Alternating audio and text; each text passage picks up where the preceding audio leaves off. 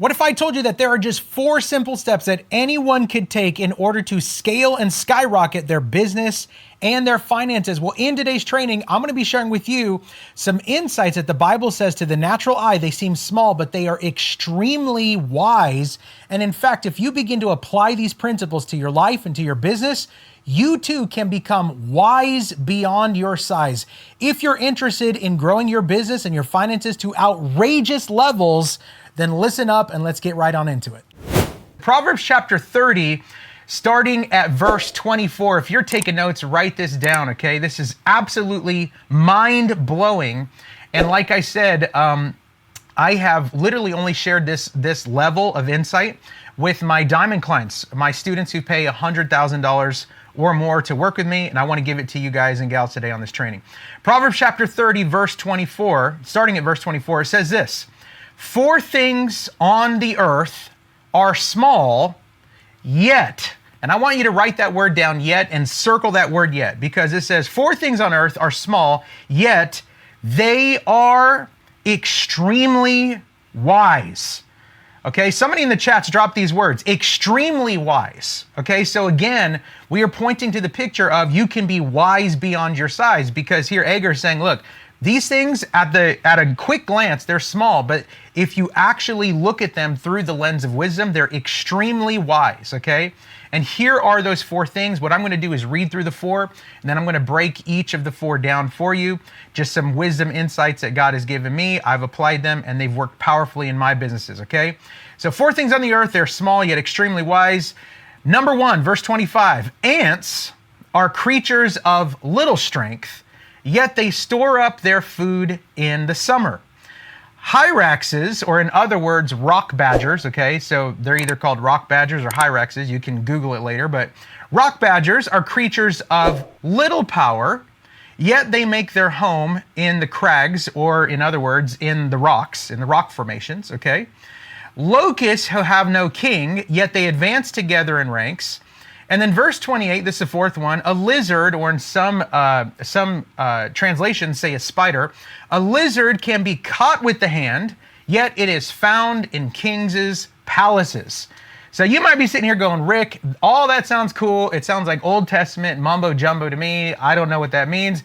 I'm glad you're here because I want to break these down for you, okay? So the first thing, and make sure you're writing this down, okay? The first thing that I want to highlight today in this training is the wisdom of the ant, okay? So write that down if you're taking notes, the wisdom of the ant, okay? And verse 25 says it like this: ants are creatures of little strength, yet they store up their food in the summer. Interesting. What does this mean, okay? What is the wisdom of the ant? The wisdom of the ant is to think winter all summer long. Okay, the wisdom of the ant is to have an insight to prepare even when times are good. Okay, if you're taking notes, write this one down. If you stay ready, you don't have to get ready. Huh? Uh-oh. If you stay ready, you don't have to get ready. What does that mean? It means that the whole time in the summer seasons, that people are like, oh man, we got enough, we're good, we've got abundance, all is well. It's always going to be like this. Well, how many of y'all who've lived maybe more than 25 years, 30 years, maybe you're a little past that now, how many of y'all watching this training, right, you've lived enough life to understand that just because times are good sometimes doesn't necessarily mean that it's always going to be like that. Drop some fire emojis in the comments if y'all know what I'm talking about, okay? And so the wisdom of the ant that the book of Proverbs is encouraging us to look to is that ants, Roman, if you could bring my notes back down there, I'm not quite down on the top there. Ants, though they are creatures of little strength, okay, yet they store up food in the summer. So in your business, you have got to begin to tap into the wisdom of the ant, understanding that when times are good, you need to always be having an insight to look around the next corner and say, I am going to prepare for the winter, even though it's summertime right now. Okay, so let me give you 3 quick tips on the ant, and I really want to break these down for you because ants just have this godly ability God has given it to them to stay ready so they don't have to get ready, okay? So what's something interesting here? Well, earlier in the book of Proverbs, King Solomon at this point urges us to consider the ant, you sluggard, right? And you've probably heard that phrase before. And in that passage where he's saying, consider the ant, there are three things that we need to look at the life of the ant so that we can begin to apply these principles to our lives, to our businesses, okay? Number one, the ant, okay, the ant has no guide. What does this mean, okay? The ant has no guide. Whoops, I just dropped my pen there. There we go. This means that the ant is self-taught. How many of y'all know that there are people out there waiting around for someone just to like literally hold them by the hand and teach them exactly like this and exactly like this? Nothing wrong with mentorship or coaching, but if you don't have that drive like the ant to be like, I'm thinking winter all summer long. I'm going to stay ready so I don't have to get ready, right? Like you need to be self-taught. You need to say like, man, I'm going to figure this out or I'm going to figure this out. Which one is it? Right? So ants, number one, they've got no guide. They're self-taught. Number two, ants have no overseer. Oops. Ants have no overseer. What does this mean? They are self-motivated. Okay? How many of you guys and gals know that every day that you wake up and it's time to go build your business, it's time to go make an offer, it's time to post on social media, it's time to bring value to your market. Not every single day that you wake up, you're going to be powerfully motivated, like woohoo, like I'm on level 10 all the time. No. So guess what? You have got to learn, like the ant, to be self-motivated, okay? And the best way that I have found, especially over the past, 25 years of me like really growing into this, especially the past 7 years or so that my wife and I've really started to take off and blossom in business. And even physically in the past year or so that I've been on a health journey, I'm down over 100 pounds. All that to say, you have to become a self-motivator. And the best way I've found to be a self-motivator is you have got to become more disciplined. Okay, I love it. I believe it's a Mike Tyson quote, but it is a powerful quote. Mike Tyson said it like this: discipline is doing something that you hate like you love it. Come on, y'all. Drop some fire emojis in the comments if you guys are getting fired up. You got to be self-taught. You got to be self-motivated. You have to be disciplined, man. And that actually leads me to the third one. Watch this. So the ants, they got no guide. They got no overseer. Okay, they have no ruler. Right? And so that means that they are self-disciplined. Okay? You have got to sign up for discipline, not for motivation, because if you're only going off of motivation, there's going to be plenty of days where you are not motivated to do the thing. But if you can be disciplined to the point where you're like, I am going to do the right thing no matter what it feels like, if it's sunny outside, if it's rainy outside, if I feel like it, if I don't feel like it. If you can be self-taught, self-motivated, and self-disciplined, you're going to begin to tap into the wisdom of the ant to where you don't have to get ready. Now, Rum, you can bring it down. Thank you. You don't have to get ready, but you could stay ready, man. Okay? The wisdom, if you're taking notes, write this down. The wisdom of the ant is the gift of contemplation. Okay? The wisdom of the ant is the gift of contemplation. That means that this will allow you to be so prepared that when the test comes and knocks other people out, okay, you breeze through it because you didn't wait for trouble to come. You already knew that it was coming. Okay, this means that when you have the gift of contemplation, the gift like the ant, to be a self-taught, self-motivated, self-disciplined, self-starter, okay, when you have the gift of contemplation to think winter all summer long, okay, then guess what? Now as you're contemplating and as you're looking with wisdom, trying to see around the next corner and preparing for what you know is inevitably coming. Now, I'm not saying doom and gloom. I'm just saying the ebbs and flows of life. When you tap into the wisdom of the ant like this, guess what? That means that you can learn the lesson before the test is even given. What? Like, ask yourself that question for a second. Like, what if I could learn the lesson before the test is even given? How are you going to do this? you are going to tap into the wisdom of the ant. Hey, I really hope that you're enjoying the video. I want to invite you guys. I have recently created a free training teaching people how to make money online. My students are literally making anywhere from $5,000 to $10,000 a month, and some of them even make hundreds of thousands of dollars, not in a year, but in a single day. If you want more information on how you can get started, all you need is a phone and a laptop. You can go to digitalproductacademy.org, or you can click the link below in the description. Guys, after you watch the free training, if it sounds like it might be something cool for you to check out, you can book a free call with one of my client success coaches, and they'll be able to help you more. Now, back to the video. Though they are weak creatures, though they're small creatures, right? They store up food for the winter. They're contemplative. Okay, and this is the crazy part about it. Okay, back in the pandemic, back in those days, all right, we were taught the power of being contemplative, of thinking winter all summer long. When the pandemic happened, okay, like this was a time that if you were prepared, a season that was the worst time in somebody's life was actually the best time in other people's lives. Why? Because there were people tapping into the wisdom of the ant that were literally preparing, and maybe they didn't even know that they were preparing. Can I give y'all a story? How many of y'all want to hear a story?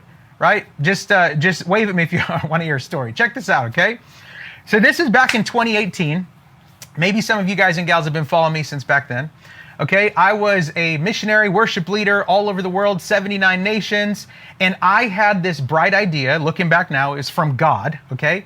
I had this idea that I am going to hire a full-time videographer, and they are literally just going to follow me all over the globe on my missions trips, in my worship journeys. I'm just going to document all of my stuff out there, okay? And at the time, literally no one was doing this, okay? There's a marketing guy named 𝐑𝐢𝐜𝐤. He was doing this at the time, but guys, I was deep in the missions and ministry and worship world. I didn't even know who the heck that was.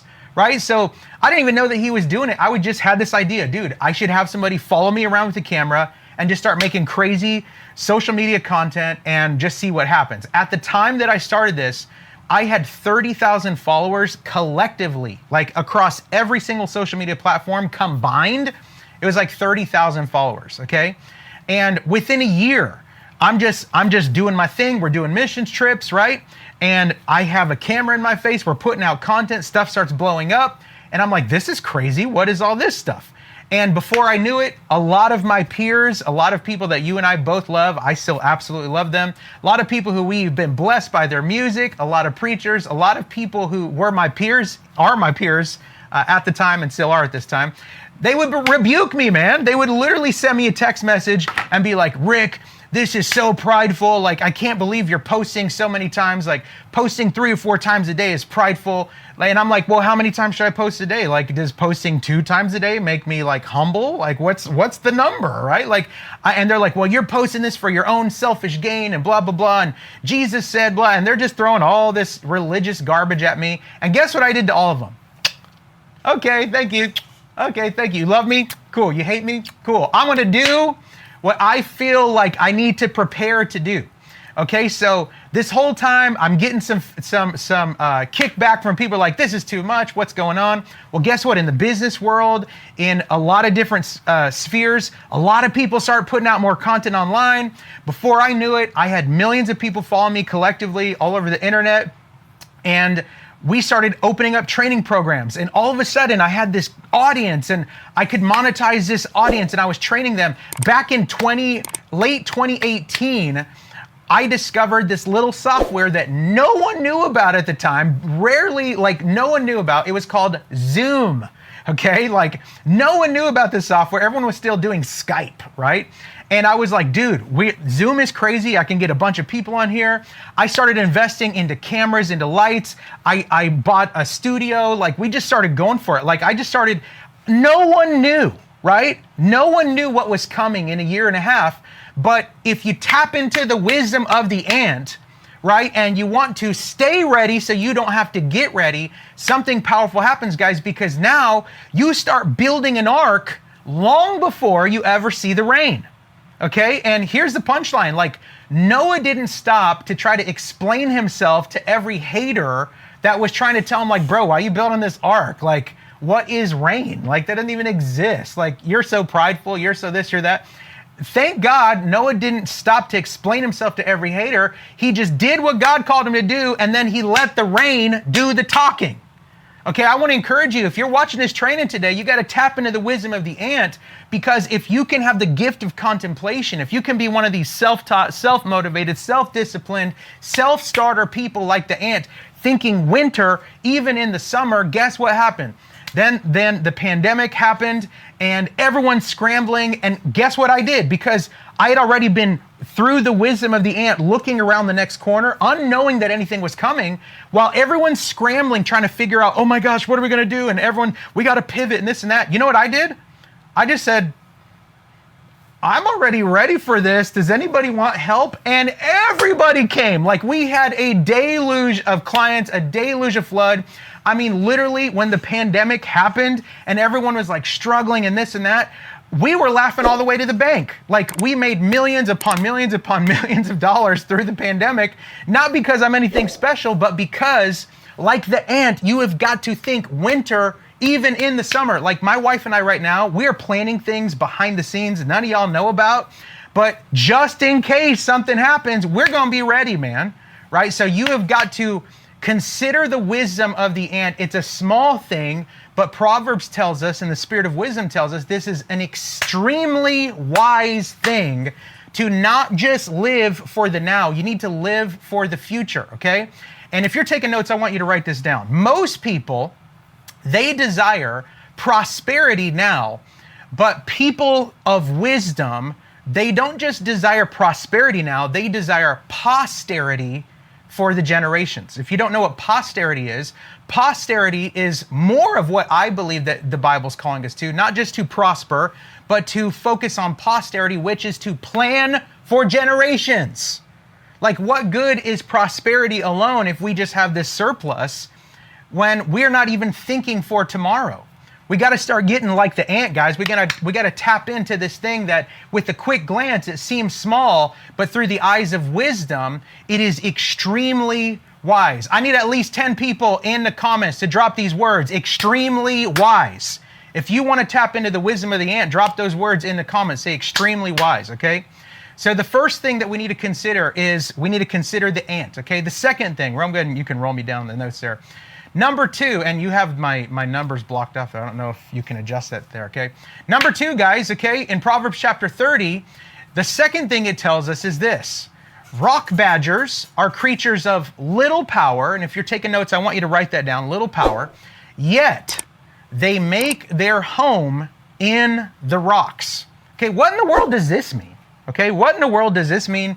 Why in the world should we consider rock badgers, and even though they're little power, they make their homes in the rocks? How is this extremely wise? I'm glad you asked, okay? Because I want to take a few minutes here and break this down for you, okay? If you're taking notes, write this down. You don't have to be physically strong if you build your life on strong principles. Uh-oh. You don't have to be physically strong if you actually build your life on strong principles. What does that mean? See, rock badgers, you can go just do a quick Google search, okay? Rock badgers, they actually spend 95% of their life sunbathing. Like, they chilling, y'all. Like, rock badgers are just out there like, woohoo, they're just chilling it up. But guess what? The Bible tells us you need to pay attention, because even though they're creatures of little power, why are they so at peace to just be chilling out all day? Because their home is made in the strength of the rocks. And to me, guys, it's the strength of principles. If you're taking notes, write this down. Principles are God's success automation.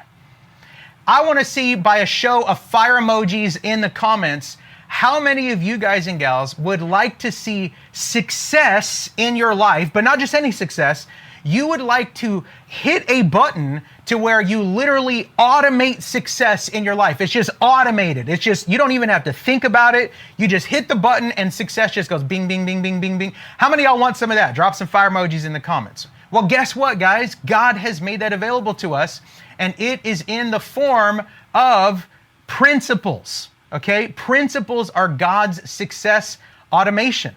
Okay. Also, if you're taking notes, write this down, because if you're watching this training here, you are a new entrepreneur, you've been an entrepreneur, or you're an aspiring entrepreneur. And the punchline is this. Many, many, many times, my students come to me, and as their businesses begin to grow, they always seem to ask me this one question: Rick, who's the first staff member that I should hire? And guess what I always tell them? The first staff member that you should hire besides yourself is, out of all the staff that you hire, make sure that you hire principals. Okay, because here's the punchline, guys. Principals are going to work for you 24/7. Principals don't call in sick, okay? Principals, they work 24/7. They don't call in sick. They're never late. They're always on time. And principals never quit. How in the world can you be extremely wise like these rock badgers and live a life of such peace where you are not like concerned about calamity coming your way? Because you don't have to. Your home is in the rocks. Your home is in the strength of God's principles, man. Like, you need to begin to take some of these principles that I'm giving you guys and gals in these trainings, and you need to actually apply them. Here's the punchline. This is what I love about principles. Principles just work. Okay, I need at least 10 people in the comments. Drop these words. Principles just work. I'm going to write it on the board, okay? Principles work. Oops. Did I do that right? Yep. Here we go. Watch this. Principles work. Okay, principles work, and they work no matter what. Okay, let's just take gravity, for instance. Okay, gravity is one of God's principles. Gravity works in India. Gravity works in America. Okay, gravity works in Mexico, right? Gravity works if you're tall, if you're big, if you're small, right? If you're a man, if you're a woman, if you're a kid. Oops. Yep, woman, there we go. Why does gravity work for everybody? Because gravity is a principle. And everything that I teach in my programs, everything that I teach you guys and gals here on these trainings, none of it is theory. Like, I'm never going to give you something in a training and be like, well, I mean, it could work. I mean, who knows? Like, I'm never going to do that. I'm always going to give you principles, because the punchline is, I have people who are like, well, Rick, I live in the Middle East. Does this business training apply to me? If you do the principle, yes. Right? Well, Rick, I'm a woman who lives wherever, in Egypt. Did this apply to me? If you do the principle, yes, because just like gravity works for everybody, no matter where you're at, the same thing goes for God's success principles. How can you be extremely wise, like the rock badger, who literally just chills out 95% of the day because they're not worried about calamity coming? This is different, by the way, than being like the ant and preparing. This is being able to rest at ease, not worried about calamity, because, again, like the ant, you've already prepared. Your home is already in the strength of the rocks of God's principles. So now you can just chill out, because even though you are weak physically, even though your business might just be getting started and it feels like it's small or weak, you don't have to worry about any calamity coming your way, because your home is in the rocks. You have built your home upon principles, okay? And so, guys, I'm telling you this right now. Out of all the staff members that you hire yourself some principles, man, because principles never quit. I mean, how many of y'all would like to have, what's so crazy? My staff members, we have a wonderful team. We've got a larger team now. We're growing and growing every month, it seems like, at this point.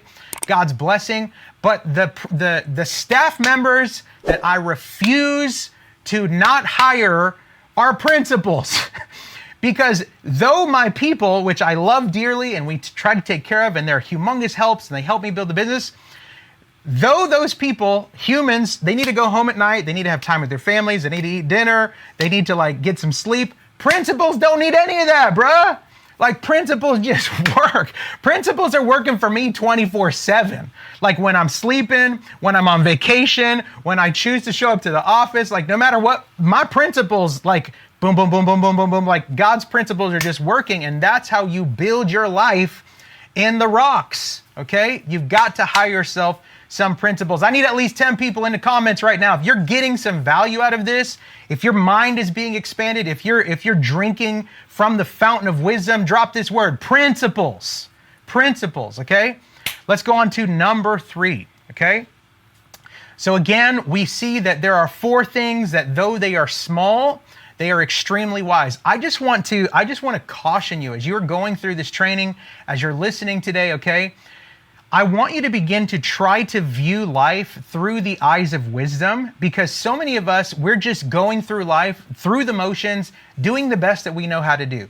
But James chapter 1 verse 5 says, if any of you lacks wisdom, let him ask of God who gives abundantly to all, okay? God has plenty of wisdom for each and every one of us, and all we need to do is ask, okay? And like I've taught you guys and gals here before, but if you're new here to the trainings, okay?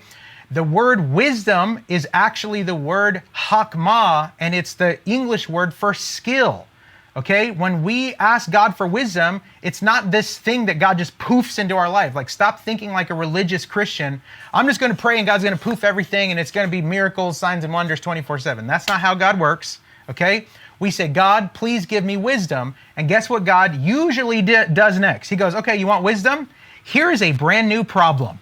And we're like, wait, what the heck, God? I asked you for wisdom and now the devil's attacking me. And God's going, no.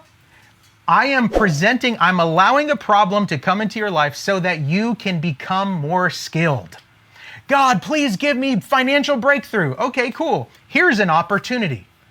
God, I didn't ask you for an opportunity. I asked you for financial breakthrough. Well, cool. Here's an opportunity to learn. Here's a coach. Here's a mentor that you should probably pay them so you can learn what they know, so you can not have to go around the mountain over and over and over. Guys, wisdom is skill.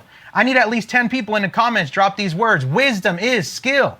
Okay, how many of you guys and gals are ready for the third thing out of Proverbs chapter 30? Though at a quick glance it looks small, okay, it is extremely wise, okay? Number 3, what's the third thing that is mentioned here? Okay, so it says ants, right? They're of little strength, but yet they store up their food for the winter.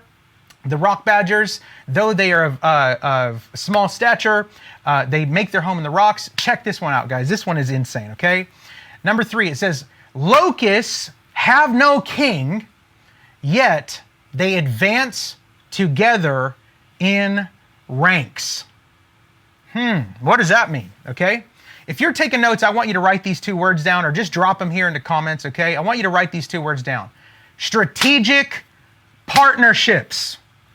Think about this, guys. Like, God is literally, through the spirit of wisdom, opening up our eyes to see, guys, consider the locusts. Like, they don't have a king. They don't have a ruler. Like, no one's giving charge over them, yet they advance together in ranks. If you're taking notes, write these 3 things down. Together in ranks. Together in ranks.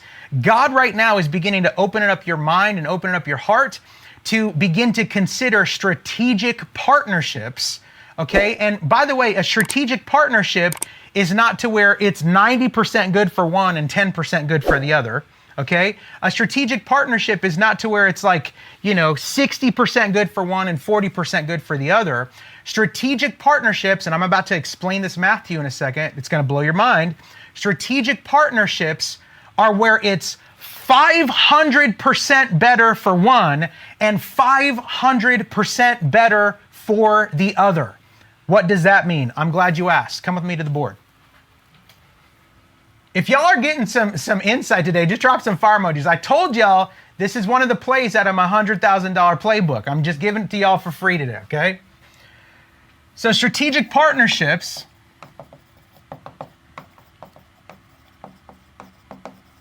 okay, why do we need to look at the locust? Because the locust advances together in ranks. So why did I say a strategic partnership? It shouldn't just be 90% for one and 10% for the other, or 40% for one and 60% for the other. Why did Rick say a real strategic partnership should be 500% for one and 500% for the other? Where is Rick getting this math from? I'm glad you asked. Check this out, okay? One of us sends 1,000 to flight, but 2 of us send, someone talk to me in the comments, how many do we send to flight, guys? 10,000 just with one strategic partnership. Okay, so what's the math on this? Think about this. Okay, the math on this is very simple. It's this. Okay, by yourself, you can do, by yourself, there you go. By yourself, okay, you're at 100%. Okay, but with a partner, you now go up times 10. So with a partner, you literally go to 1,000%. So guess what? 1,000 divided by, oops. The cool thing is if you want to build wealth, you don't even really need to be that smart. Look at me, okay? 1,000, there we go, divided by 2 is 500. So a godly strategic partnership is not just like, it's kind of good for you, it's kind of good for me. No, no, no. A strategic partnership, the way that you want to advance is with strategic partnerships that literally you get to leverage 500%, they get to leverage 500%. Together, you're at 10,000 instead of I'm only 1,000 by myself, you're only 1,000 by yourself, right? But together we are 10,000, and that means you are literally 5xing your potential just by having a strategic partnership. Okay, let me ask you a question, and if you're taking notes, I want you to write this down, okay? Would you rather have, let me draw a nice little picture for you here, okay? Let me ask you guys a question, okay? I'm going somewhere with this, just follow with me here, okay? Watch this, I'm gonna draw y'all a nice picture, okay? If you know what this is, don't tell anybody, oops. If you know what this is, don't tell anyone, but I have a question to ask you, okay? And then let's put some seeds in it. How many of y'all know what this is yet, right? That's a watermelon, okay? So my question to you is, would you rather have a whole grape, or would you rather have half of a watermelon? The problem that most people have, when it comes to advancing or their business is scaling to the next level, is that most people have a scarcity, lack mindset to where they're like, I'm not going to do a partnership because then I'm going to have to give up some percentage. That is the most foolish way to think. That is the most scarcity, most lack kind of mindset that you could have, guys. You need to start thinking abundantly. And think about it like this, okay? We learn a lot of this from King Solomon, okay? The power of strategic partnerships. Here's just one. I wish I had time to break down like 12 or 13 that I found in the Word, but just check this out. This is one of Solomon's strategic partnerships. Think about this, okay? Traditionally, what were some of Israelites' biggest enemies, okay? Hint, they used to be slaves to this nation for 400 years, and then the nation drowned in the sea. Answer, Egypt, right? So traditionally, like from day one, before they even knew about the Canaanites, the Amorites, the Hittites, before they even knew about any of them, like their arch nemesis usually was Egypt, okay? But watch King Solomon. Guess what King Solomon does? King Solomon forms a strategic partnership, and he marries Pharaoh's daughter. What? Hold on a second. Let me break this down for you. Why would Solomon marry Pharaoh's daughter? Because guess what? Now, instead of your biggest, baddest enemy wanting to come and attack your nation, that's probably not going to happen if you are literally fathering the king's grandson. Like, drop some fire emojis in the comments if y'all are tracking with me here. Do you guys see the power of strategic partnerships? You've got to start thinking strategically in partnerships. Stop living in so much lack. Stop living in such small-mindedness, like, I'm not going to partner with nobody because then I'm going to have to give up a percentage, blah, blah, blah, blah, blah. I'm telling you this right now. Would you rather have a whole grape, or half of a watermelon. And I will tell you this, every single day, all day long, I would rather have half a watermelon than a whole grape. Guys, that's the power of strategic partnerships. If you want to see your business scale, if you want to see your business skyrocket, if you want to see your business go to the next level, if you would like to see your business advance, okay, then do what the locust does and create some strategic partnerships. Locusts have no king, yet they advance together in ranks. One more time, let me see at least 10 people in the comments drop these words. Advance together in ranks, okay? God has literally designed our lives. If you want to do more, you need to find strategic partnerships. One of the best ways to do this is figure out something that you're really good at, okay? And then something that you really despise, okay? And then guess what? God is so big, he's so cool, that he goes, guess what, guys? The stuff that you really despise doing in your business, but you're really good at this, there's another person or there's more people out there who are really good at the thing that you hate, and they're really bad at the thing that you're good at. And guess what God does? He says, you guys should partner together, right? Why? What's the point of just going after 100% when you could go after 1,000%? What's the point of only leveraging to 1 when you could leverage to 5? That's the beauty of strategic partnerships. And guys, number 4, if you're ready for number 4, how many of y'all want to hear from number 4? Drop a 4 in the comments. Are y'all learning something today?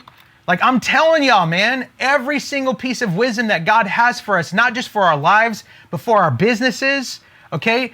I believe that God has put all of the secrets in his word. And the Bible even tells us the secret of the Lord is with those who fear him.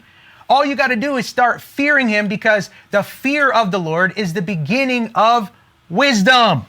And if you want wisdom, if you want skill for life, if you want skill for your business, then you've got to get some wisdom, man. And when you get some wisdom, the secret of the Lord is with you, okay? Number 4. This one is so fun, okay? Number 4 says this. A lizard can be caught with the hand, yet it is found in kings' palaces. What in the world does this mean? Right? Like, how in the world is this extremely wise? How many of y'all would like to be extremely wise? Okay? If that's you, just drop "that's me" in the comments, okay? How is it extremely wise to say, okay, well, a lizard can be caught with your hand, but a lizard could also be found in a king's palace? Like, that doesn't make any sense to me. Okay, well, let me break this down for you, because if you look at it with a quick glance, without wisdom, it seems small. But if you look at it through the eyes of wisdom, I'm about to reveal and break down to you why this is so powerful when it comes to building your business, okay? So here's the thing. Though you are small, if you're taking notes, write this down. Though you are small, if you can leverage the greatness of others, then you will be found great. What? See, here's what it means, okay? Though the lizard is so tiny you can catch him with the hand, the lizard can also be found in the palace of a king. Now, let me ask you a question, a little bit of a trick question, maybe not. How many palaces have y'all ever seen a lizard build? Any? You ever seen a lizard build a palace? No or no? Right? No, of course not. But guess what? If the lizard is found in the palace, then even that lizard is appearing a lot more great than the lizard who lives in the swamp. Right? So what am I trying to say here, guys? You need to begin to understand the power of leverage. Okay? If you're taking notes, write that word down. Leverage. Hey, real quick, if you've made it this far into the video and you're liking it, do me a favor, share this video with somebody that you think might also receive some value. My biggest heart in this channel is to simply bring some awareness, financial literacy, and do it all from a biblical perspective. So go ahead and share the video, like and subscribe, do all that stuff too. Back to the video. Now, there was a Greek mathematician, okay? I tell this story from time to time in my trainings, but if you haven't heard it, check this out. There was a Greek mathematician by the name of Archimedes, okay? And if you've ever heard the phrase eureka, Eureka, right? Well, the story goes is 𝐷𝐢𝐜𝐤, he's taking a bath and he's trying to solve this really crazy, complicated math problem. And he solves it in the bathtub, and it's such a breakthrough for him. He jumps out of the bathtub, he's running down the street naked, and he's screaming the word Eureka, right? That's where that word comes from. So that's what made him famous. But what he was famous for in his mathematical and scientific work was this phrase that he would always say. He said it like this: give me a lever and a sure foundation, and I can move the earth. Okay, so what does that mean? Like, though you are small, okay, like lizards can be caught with the hand. Like, that's super tiny. Me and my boys, we catch lizards in the front yard and backyard all the time. You could literally just catch them like this. They're super tiny, super fragile.